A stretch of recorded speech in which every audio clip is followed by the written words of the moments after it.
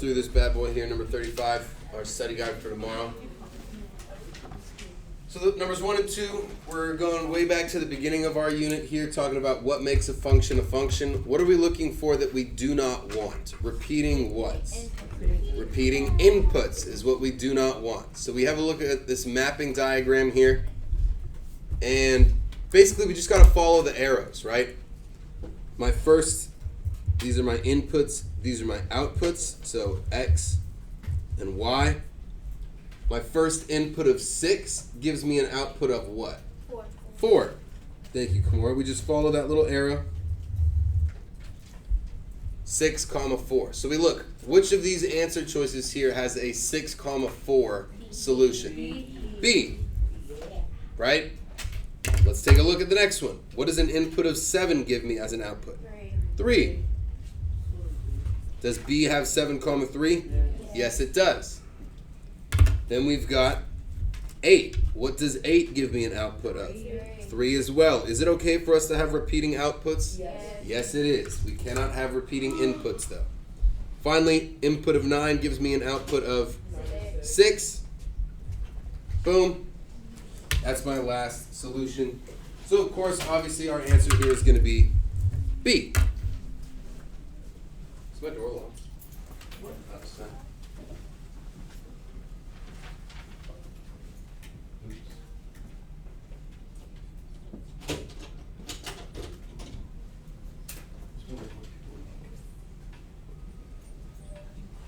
All right, so that's number 1. Any questions on that mapping diagram? Pretty easy, just follow the arrows, right?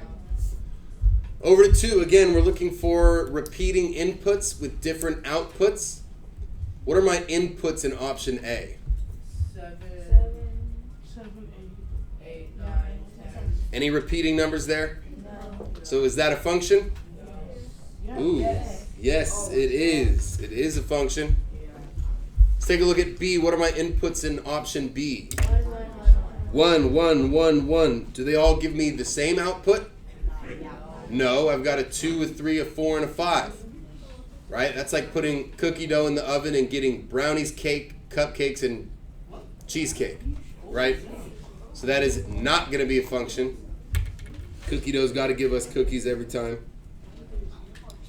What are my inputs in C?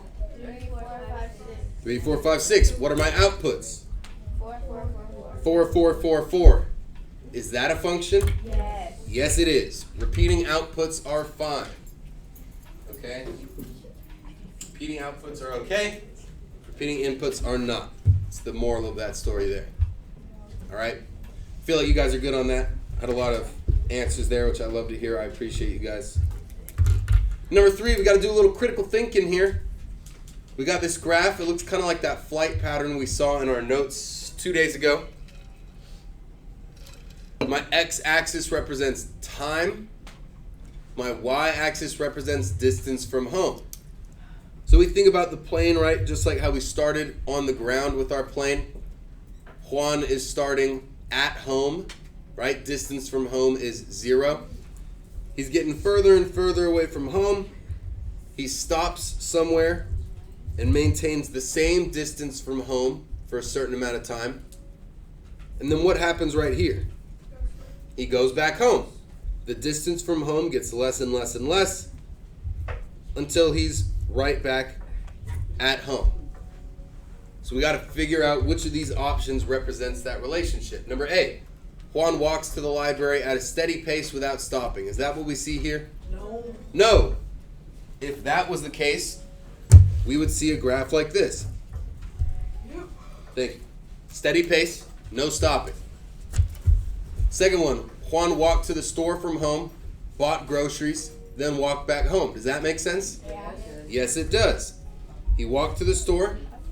When he was in the store buying groceries, his distance from home remained constant, and then he walked back home. Option C says Juan walked to the store from home, bought some groceries, then walked to his friend's house. Now, if that was the case, our graph would look like this. He's walking to the store, he stays at the store, and then he's walking to his friend's house. Right? He's getting further from home, stays at the store, and continues going further away from home. Okay? So the key here is understanding what distance from home on that y-axis basically means. Give me a thumbs up if the logic there makes a little sense on number 3. Good. A lot more than 7. Over to 4. We got a lot of practice with this yesterday. What type of function is this right off the bat? Is it linear or nonlinear? Nonlinear. How can we tell before we even graph it that this is... Because of the who now? The exponent. Exactly. X squared. Nonlinear right away. So we plug in -2. We get -2 times -2, which is what? 4.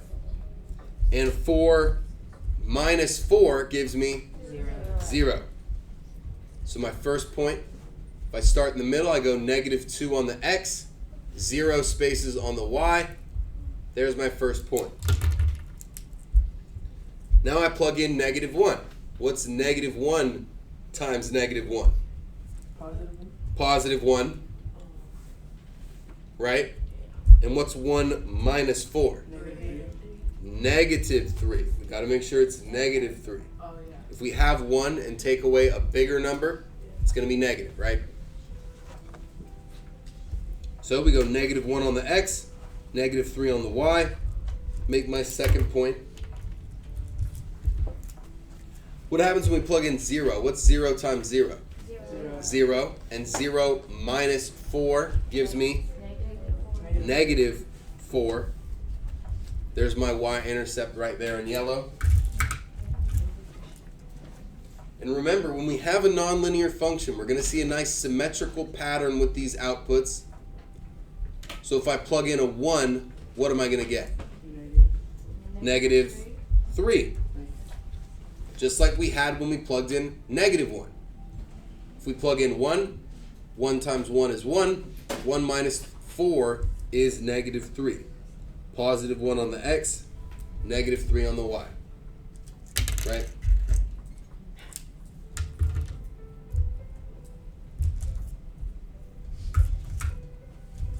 Last but not least, we plug in 2. What's 2 times 2? 4. And 4 minus 4 is 0 once again. We get that nice symmetrical U-shaped graph that we can draw a nice rounded U-shaped line through. Just like that. I'm going to let you know right now, make sure you're listening to this, if you do not draw the actual line on the test, it's wrong. Even if your points are in the right spot, you got to draw the actual line. Don't just stop after plotting your points. Actually draw that U-shaped line. So when it says graph y is equal to x squared minus 4, that's just math language for draw the line created by that equation. All right. Questions I can answer about that? Like I said, we got a lot of practice with worksheet 34 yesterday on that, so it should be fresh in our brains still. Number 5, create an input-output table. I messed up by not giving you the inputs, but there they are, 0, 1, 2, 3, 4. All we got to do is plug them into this function. We take out my x. Y is equal to 2 times something plus 3.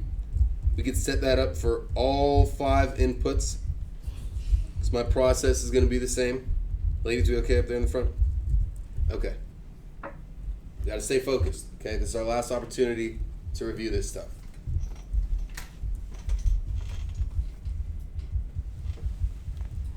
So I just go one by one, plug my inputs in. I input a 0. 2 times 0 gives me what? 0 plus 3 gives me 3. So my first solution is 0, 3. What happens when I plug in a 1? What's 2 times 1? 2. Plus 3 gives me? 5. Plug in a 2. 2 times 2 gives me? 4. Plus 3 gives me? 7. Are we seeing a pattern in these outputs? Yeah. What are we doing to each output? Adding. We're adding 2, right? Very close. 3 plus 2 gives me 5. 5 plus 2 gives me 7. 7 plus 2 gives me 7 plus 2? 9. Right? If we plug in a 3, 2 times 3 is 6. 6 plus 3 gives me 9. Right? So we get 3 common 9. Finally, we plug in a 4. 2 times 4 is 8. 8 plus 3 is 11. Let's describe this function now that we've got our table filled out. Give me a thumbs up if this looks proportional. Give me a thumbs down if this looks non-proportional. Good, Namanpreet. Ayana, good. Roz, good. Gia, Kamara. Yep, Jackie, good. This is non-proportional. How can we tell? It has a B. We're adding a b value of 3, which means we do not go through the origin, right? My y-intercept is 3. Darius, you say it's linear. How can you tell that it's linear? I don't see any graphs of straight lines. You're right, but how do we know? No exponents. Darius, how do we know? No exponents. Thank you, Roz. Exactly. There's no exponents on my x, right? And we see a constant change. Plus 2, plus 2, plus 2, plus 2. Whenever we have a constant change like that, it's going to be a straight line, because if we look back to our not so straight line, how would we get from 0 to negative 3? Minus 3. How do we get from negative 3 to negative 4? Minus 1. That is not a constant change in y. Different changes there. So that's not linear. Constant change throughout, linear, even when we don't see the graph. All right, I'm going to leave that there for a second. Any questions I can answer about number 5? How are we doing so far, okay? Okay.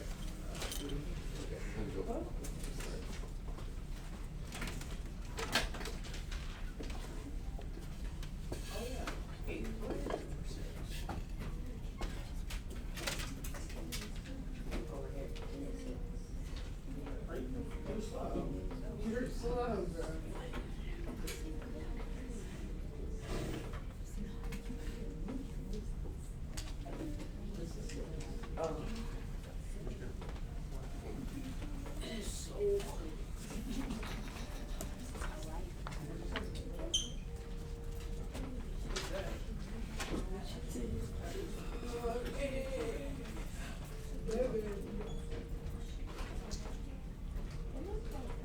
Oh, I'm so tired.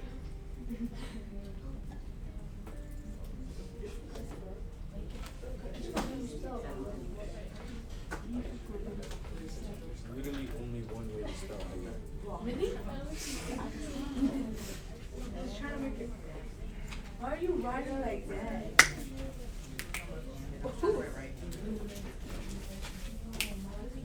Yeah. That's mine. Just me.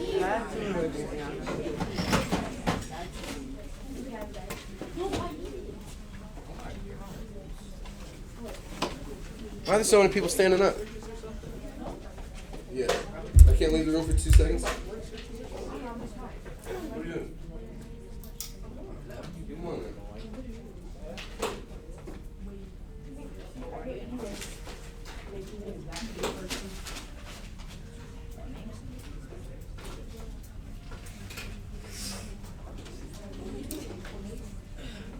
All right. Down to number 7, we got some yes or no questions here. This is like the AT&T Verizon problem that we have notes on. A cell phone company charges $30 for the phone plus a monthly service charge of $20. Right away, I know I've got $30 as one of my values, $20 as another value. So we're going to answer some true-false statements about this relationship. The easiest thing for us to do here first is to write our equation, because then it's going to be pretty easy for us to answer all these questions.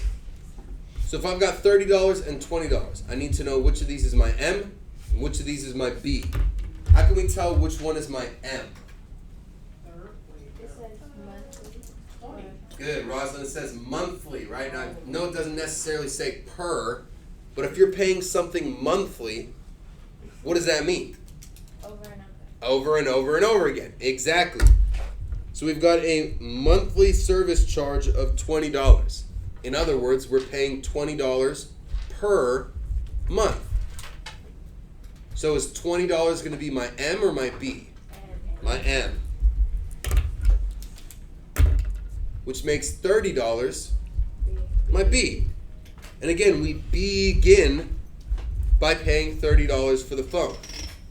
I don't know what kind of phone you can get for $30, but you're paying $30 for the phone to begin, and then each month or per month you're paying $20 for the service. Text, call, data, all that. So we can write the equation y is equal to what? Who could help me write this equation here? Y is 20x plus 30. 20x plus 30. 20 is my M, 30 is my B. Now we can answer our questions. Yes or no? This is a linear function. Yes. Yes, it is. What do we not see in this equation here? Exponents, which means it is linear. Yes or no? This is a proportional relationship. No. No, it is not. How do we know that it's not? Because we're adding a B value of 30. It would be proportional if this said a cell phone company charges $0 for the phone plus $20 per month, right? So it is not proportional. Is my y-intercept 20? Yes. Take another look. Yes. Is my y-intercept 20? Oh. No, it is not. My y-intercept is the initial value of 30. Is my slope 30? No, my slope is 20. So there's a lot that goes into this problem. We got to understand that M is the slope, B is the y-intercept. We have to know how to identify which number is M and which number is B. And we have to know what order we plug those into our equation. Yes or no? My equation is y is equal to 20x plus 30. Yes, it is. Now here's where we have to do a little bit of math. The total cost for 4-month service is $120. Total cost. No. No. No? How much would it be? 80. 80?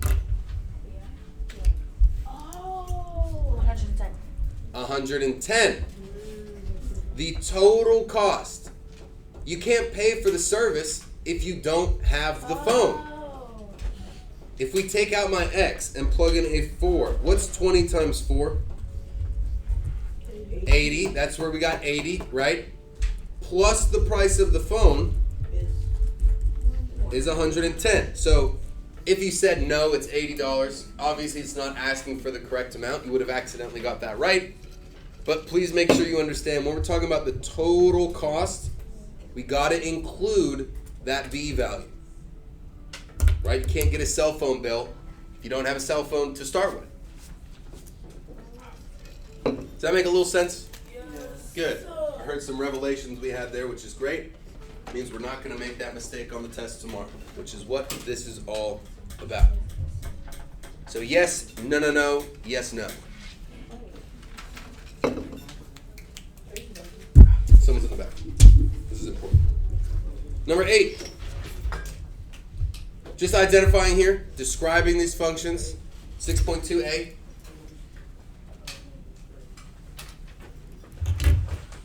And can I get one person for a rich ticket to help me describe A? Ida, go for it. How can we describe function A? Non-proportional and linear. Absolutely. It's linear because there's no exponents, and it's non-proportional because we have a B value of 5. We'll go Roz for B. What's B here? Linear and proportional. Linear and proportional. Why is this one proportional, Roz? Because it has no B. Exactly. Darius will go C. Non-linear and Non-proportional. How do we know it's non-linear? Darius, how do we know it's non-linear? because there's a x. Yep, there's an exponent. But how do we know that it's non-proportional? That there's no number. Is there a number being added? Yeah. There is, right? Our B value here is 3. But how else do we know? Vincent, do you know how else we know? It's not straight. Because it's not a straight line. Exactly. If it's non-linear, automatically it's non-proportional. Even if we didn't have plus 3, if it was just y is equal to x squared, that would still be non-proportional. Hope you got D? Linear, non-proportional. No exponents, it's linear. B value of -3, it's non-proportional. Perfect. Any questions on describing these? We're going to get some practice with that on our booklet here in a few minutes too, so we could really hammer home what's linear, what's not, what's proportional, what's not. Number 9, we got f of x and g of x. Y is equal to mx plus b. What's my slope for f of x, everybody? Or nobody? Thank you, Kamora. -1/2. What's my b? 3.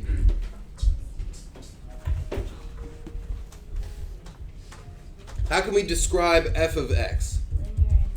Linear, non-proportional. Going over to g of x, we got to fill out my table. What's this last box here going to be? 7 7. How did we get 7? plus 3. Plus 3 from 1 to 4. Plus 3 over to 7. If we're going backwards, we do -3 and we get -2. So what's my y-intercept here? -2. -2.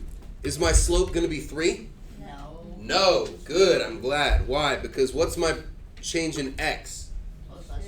Plus 2. M is equal to the change in y over the change in x. That's going to be 3 over 2. How can we describe this function? Linear, non-proportional as well. Again, we don't see a line to know that it's straight. We don't see an equation to know there's no exponents. But if we have a constant change of +3, +3, +3, and a constant change of +2, +2, +2, it's a straight line. Now, obviously, it's non-proportional because we found a b value that was not 0. But which of these lines is going to be steeper? G of x. Why do you say g of x is steeper?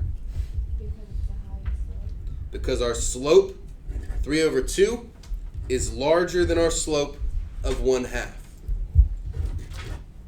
If we're looking for steepness, we're looking for the slope. Right, if you're climbing up a mountain with a steep slope, it's going to be more difficult because there's a higher degree of elevation. There's our comparing functions. That was from lesson 6.3 right there. Questions I can answer on that? I think that was also on worksheet 33. Yep. So we've got notes in our notebook from it. We've got work on worksheet 33 from it. We got work on worksheet 35 from it. Should be a breeze tomorrow when we see it on the test. Yes. Last but not least, let's get a word problem here. We got water flowing into a pool at a constant rate, represented by the equation y is equal to 30x, where y is my gallons of water after x, which is my time in minutes. Okay? So if we're going to fill out this table, if 0 minutes have passed, how much water has entered the pool? 0. 0 gallons. Right? And if we're having trouble figuring out why that's the case, just take the equation y is equal to 30x and plug in the x value of 0. Just like we did on the front with this. We took the input, plugged it in, solved it out, got the output. If we input an x value of 0, what's 30 times 0? 0. Right? If we plug in a 1, what's 30 times 1? 30 times 2, 30 times 3, 30 times 4, 120. All right? Let's sketch our graph. We got to plot these points. We got 0, 0 right there at my origin. 1, 30.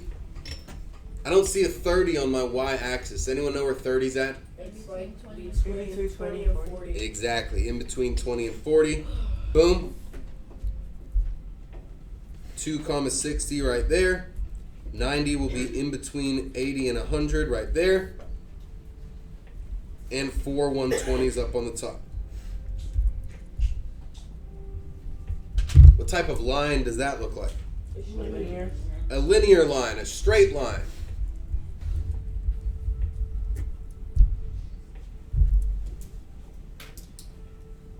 How can we find how much water's in the pool after 6 minutes? Because I don't see a 6 minutes on there. Osase, what can we do?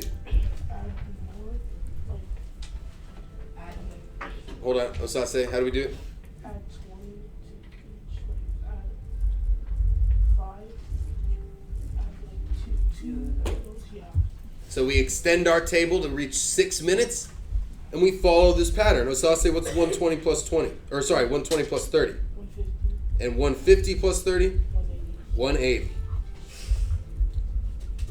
180. 180 gallons. Anyone do this a different way? Yeah, Namarpreet, what did you do?